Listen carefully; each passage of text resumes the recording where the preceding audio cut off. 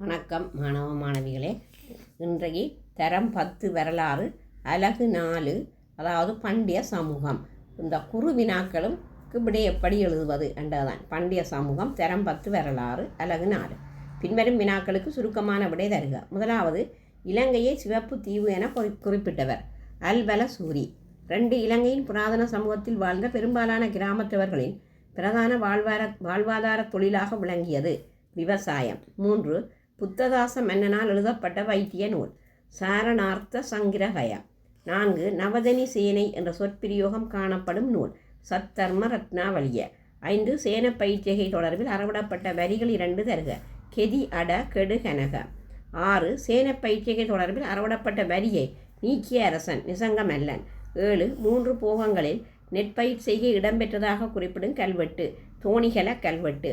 8, விண்ணிலிருந்து மண்ணில் பொழியும் ஒரு துளி நீரேனும் மனிதனுக்கு பயன்படாது, கடலில் கலக்கவிட மாட்டேன் என குறிப்பிட்டு நீர்ப்பாசனத்துறையை விருத்தி செய்த அரசன் முதலாம் பராக்கிரமபாகு. 9, பண்டைய சமூகத்தில் மந்தை வளர்ப்பில் முதலிடம் பெற்று விளங்கியது மாடு வளர்ப்பு. 10, பாலை பெற்றுக்கொள்வதற்காக வளர்க்கும் பசுக்களை குறிப்பதற்கு கல்வெட்டுக்களில் பயன்படுத்தப்பட்ட சொல் கிரிகெரி. 11, மாடு வளர்ப்போர் வாழ்ந்த கிராமத்திற்கு வழங்கப்பட்ட பெயர் கோபாலகம். 12, பெண் ஒருத்தி பசுவிலிருந்து பால் கறப்பதனை காண்பிக்கும் சிற்பம் காணப்படும் இடம் சிகிரியா. 13, 2ஆம் சேனனின் ஆணைப்படி எட்பெகர தூவி மெனக்கி காணியை வழங்க சட்ட நடவடிக்கை மேற்கொண்ட பதிவாளர் நாயகம் காசியப்ப. இந்த வீடியோ உங்களுக்கு பிடித்திருந்தால் லைக் பண்ணி ஷேர் பண்ணி மறக்காமல் சப்ஸ்கிரைப் பண்ணுங்கள். நன்றி.